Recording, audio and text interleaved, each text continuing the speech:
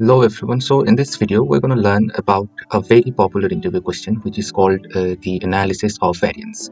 So we started our workshops since last 4 weeks, and already we are a bit far on the statistical analysis of our practical methods. So for that, we most often see interview questions in data analysis interviews for ANOVA, which is called the analysis of variance. So how we basically go about understanding this topic is that I assume that if you know the theories connected with the ANOVA analysis, which is very much important, and then if you want to measure that hypothesis, which is very important if you have different groups and if you have different types of means among them. So how you observe those data, it depends on the type of data that you have. Then the number of data might also help you understanding a lot of visualization from those data. So connected to a very specific question in ANOVA, which is drawing a decision and then visually represent that for a particular piece of data. So how we go about it, if let's say you are faced with a question which tells you about fescue seed growth. Fescue is a grass which needs partial lights. They grow in shady areas where they are not directly exposed to the sun, but somehow there are different effects associated with the fescue seed growth with the light exposure they have. So let's say you define data which is collected in different groups. That means let's say you have provided with a data set like this. Here we have 5 groups of data. So we have 40% light. This is the percentage of light that we have. Then 45%, let's say. Then we have 50%. Then we have 60% light, and then we have 65% light. Now you can ask that why it is not like from 41 to 45, and then again 45 to 50. Why it's not like that? See, it's a continuous data. We are not gonna measure how much sugar is there in one type of candy, which is very popular for the type of sugar used in it. But what we're gonna see is that how it is continuously made from the very first step it has started. So this is not discrete. What I mean by saying that, so in terms of seeing different candies or different companies of different categories of candies, that is a complete, that you can see that those are one is completely different than the other. So a very interesting exclusivity is there in a discrete data set. But what we have here, it is a continuous data set. So the seeds started growing from 40%, 45%, 50%. So in different phases, they have been collected all the heights from different groups. All right. Now there is always a hypothesis connected with the ANOVA analysis. That means we do statistics, which is called the hypothesis analysis. In econometrics, people who have studied advanced statistics might know this, that hypothesis is a kind of understanding where you say that okay, something is better than the other, then there will be an alternative of that is the opposite. So if you say that I'm a good person, that means there will be a opposite statement of that existing, that okay, I may be not a good person. So from those kinds of sense, we say that hypothesis testing is a very interesting method we have to actually understand our data. So let's say we have 2 hypotheses here, and again I'm assuming that even hypothesis testing theoretically, otherwise practical sense might help you in one part, but you will not be able to understand the questions or the type of data you have. You do not have the theoretical understanding of it. So what we do basically, first we define our hypothesis. So here, see, we have said that HA, which is our alternative hypothesis, which is one or more groups are better than other, and then which is our null hypothesis, which is H0, which is there are no differences between groups. Now, the moment I'm saying this, that there are no difference between groups, if I find the significance in my data to reject this statement, to find out if this is rejectable or not, we do not say that okay, we reject H0 and we accept HA. That's not how it works actually. So one way or the other, we either reject the H0 or we just say we do not reject the H0. That means in that case we say one or more groups are better than other. Now, to understand the groups, you need the mean value of them. Now to understand mean value, now what I'm going to do, I'm going to remove this from here first, and what you do is that I'm going to recollect this, and this portion of your sheet should be set in general, and here you just process the categories you have. That means from percentage you're going to bring them actual categories. So we'll just write 40, and then we'll write 45, then we'll write 50, then we'll write 60, then we write 65. So this has been processed. So the 40%, 45%, 50%, 60%, and 65% is processed into a general cell. So in Excel, or when you communicate with a machine, so you have to bring different ways to understand how your data analysis is going to work. So to use the data tool bag and for particular ANOVA test, you have to bring the categories in general, and then let's say this could be number as well. And then we copy this whole data that we have here, small number data, and we paste them here. And then we go to format cells. From here we go to number, and then we say we want 2 decimal processed data to be precise, and or you can say that there are many uncertainties available in our analysis. So in that case, the decimal places actually helps you to go be precise. So at least 2 decimals in a processed data is important, right? Okay, now you can see we have a 0.00 data here. So in this case, this might bring a good amount of impact in our data. So when you are observing a data, if it is small in number, then if you have outliers kind of things, so you should talk about that. So that makes a good impression on the data. So now you have to calculate the mean. So before you calculate the mean, you make sure that you select the mean and the standard deviation portion here, and then you format them in 3 decimal numbers. All right, otherwise it might give you some error. Okay, so if you just start by writing equal average, you open the argument here, and then if we just select the range and that our first category, which is 40% light, and then you close the argument, if you look at that, we have our mean values for all the groups. All right, now what also we need is the standard deviation.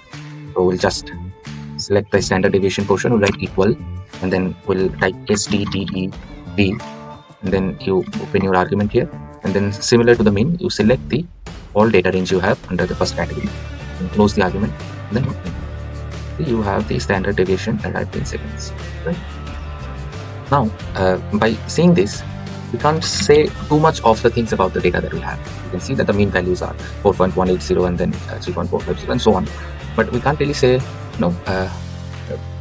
much more about the data when you have only the mean and standard deviation in your display. So what we need is that we need a much more better summary of the data that we can get from this base data we have here. So what we do is that to understand the differences between the groups better, we must go to the data tab, and then here a bunch of stuff pops up. Here you can just go to the data analysis tab. If you do not have this tab here, just go to file, option, and from there you can just go to file, go to option. See here, if you have add-ins, you can add this toolpack, analysis toolpack, BP analysis toolpack, then it will be appearing. All right, if you click on this, select the ANOVA single factor. This is what we are going to analyze for this data set we have here. Okay, and then it's asking for the input range. So now we're gonna give the whole data that we have here.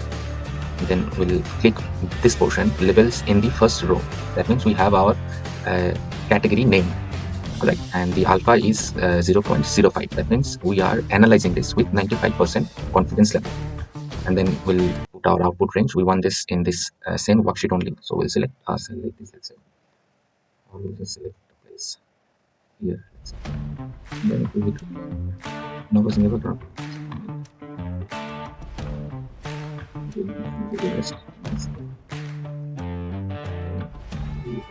Let's say.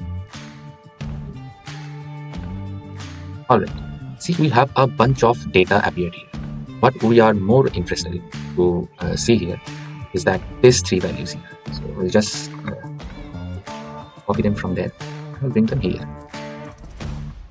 Now, if you see that the F value has 6.0922, the F critical value is 2.866 some.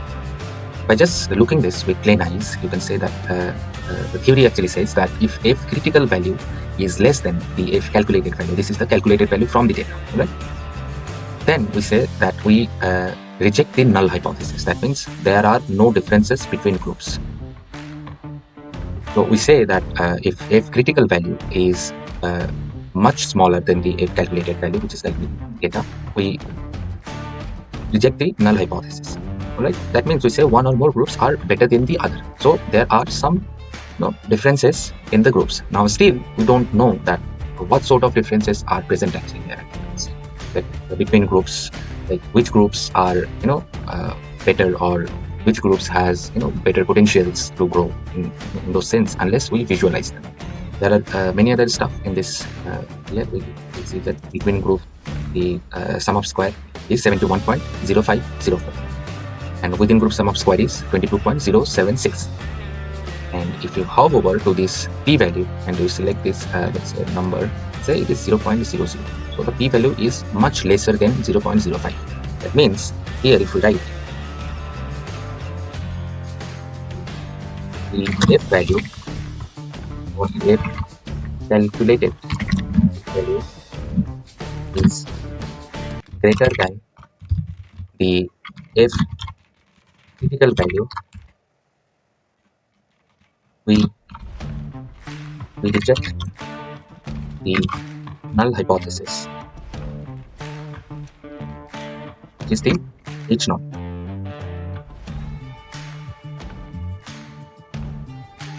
Alright. Also, the p-value is less than 0.05, which makes the ANOVA statistically significant to your decision. Right? Now, for the visualization, we want to see that which group shows the most differences, or is there any between group or within group differences as well. We can see that for the by doing the t-test as well later on this video maybe. Now to visually represent the most differences between the groups, that means which group might show the most differences, or if there are other sort of just observation is available or not. So to do that, we have to visually see the scattered data. All right. So we will use just hold all these cells here and then press Control, and then again just left click and hold and select all these means. So the headings and the means, select them and then go to scatter diagram here. And then just take this diagram here. So now by just looking at the data, just the first glance, I can say that the 50% category has the highest mean value. So in this case we have a smaller data, that's why we can visibly maybe see it from the table as well a little bit. But the moment you put the scatter graph, you will see that the first visible observation we have is that, let's say, the 50% likes have the highest score, but we still don't know that if this is significant or not. From the 40% or from the 30%, you can see that the 30% and the 40% are pretty close. So can you really say that it is that significant to actually say that okay, these two will be different in any case? All right. So after this statistical analysis, the visual observation helps the viewer of the data to actually plot a psychological system into it, so that they can go for the final decision. All right. So here, if you just see that we have a lot of extra gaps here and lots of extra space, what we can do that we click here and we need some stuff for this chart here. Let's say we want axis titles, which is very important for us because we want to see things in 2 axes, right? Then we want the chart title. We don't want data levels. We want error bars, but for the moment I'll just skip it. We want grid lines, legends we might not want now. We have a series data type that trend line, we don't want it, right? So if you just click on double click on the first axis, it will bring you a section where you have different options to adjust the axis. So here you can just write, we have minimum from 0. We have started from 0. Our minimum range is 40, so we can write here 35 from 0 and let it be here at 70 only. You can see by selecting 35 here, our data are much more visible now. So it has come to the middle. So 50 is here, then 60, then 65. All right. So now we can give a name of this axis. Let's say this is the amount of light exposure, and in the y-axis we can write, let's say, the growth.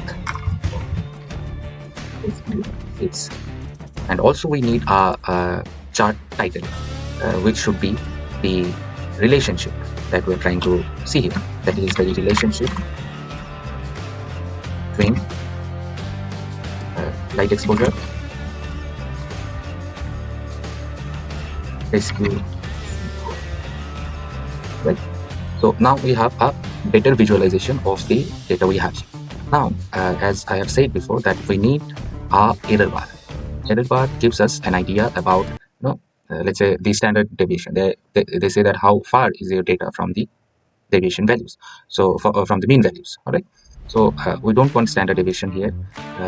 We want, if you go to more options here, so we do not say much about the horizontal error bars, as it is just showing one standard deviation here from there, so it's quite similar for them all.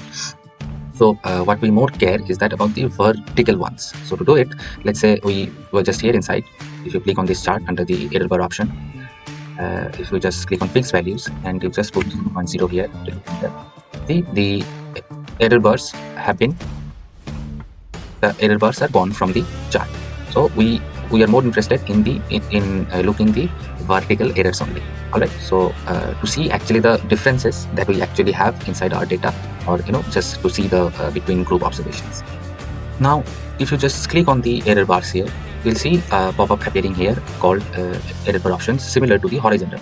So here we have to go to the custom option, because we want to see that how far the data can go. We want it to go one deviation above and one deviation below. So that way we're gonna give it the values here. So we'll have to specify the cells that we want to look for the values. So if you just come here, now specify value, here we have to give the range. So we'll select these standard deviation for the positive values, and then again for the negative error values, we'll again select the same standard deviation for the negative values. This is our range here. All right, if you hit OK, see your data is now actually having a standard meaning. That means you can directly say, by just looking at this data now, that the 60% growth have the least errors in the data. All right, or the data is much more precise. So the 60 category group has a significant difference with the other. Okay? You can also see that the 40 and 45% are also quite similar. You can say that there is a certain difference between 45 and group 50. So now we can observe the data in much more detail.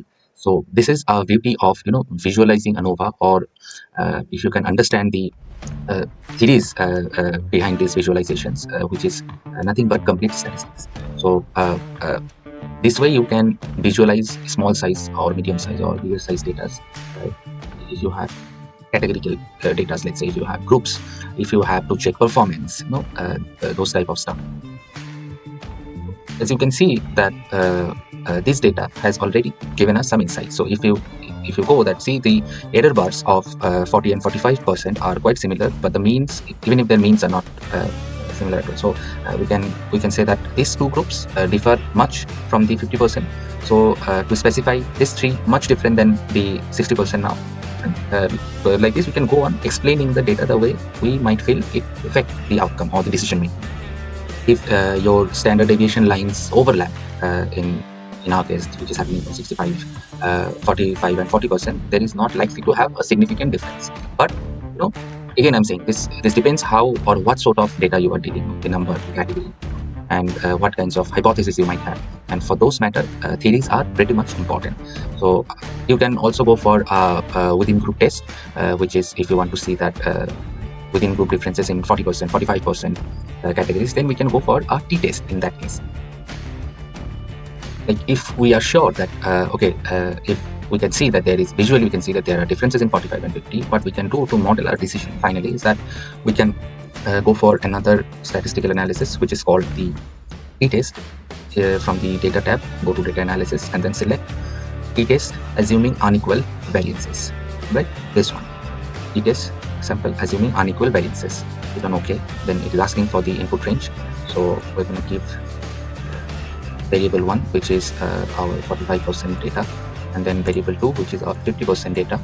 And then we'll select labels that we have headings in our data, the names of the category, in this case 45% and 50%. And then for the output range, we'll just select output range in the existing worksheet, go a bit down, we'll put it, let's say, here. And if we hit OK, we will have the t-test available here. So before you make a decision, if you see that this is giving you a within group analysis or within group differences, you can see the p-value here is actually less than 0.05. you see the T critical value is quite less than T stat. This is the calculated. We take this as a absolute value. Whatever number here is, this is much bigger than the number available in the T critical value here, right? So in this case, you can easily say that there are significant difference between the 0.45 or the 45% live growth and 50% live growth.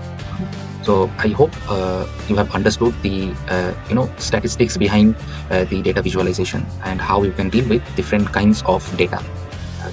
For this example, I hope you have understood the ANOVA analysis, and to join much more one-to-one interactions and in base workshops, you can just follow our page and you can send us your queries. We have a full-time workshop going on from January to June.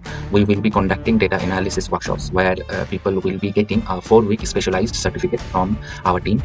We have an industry specialist here who is teaching data analysis since last 5, 6, 7 years.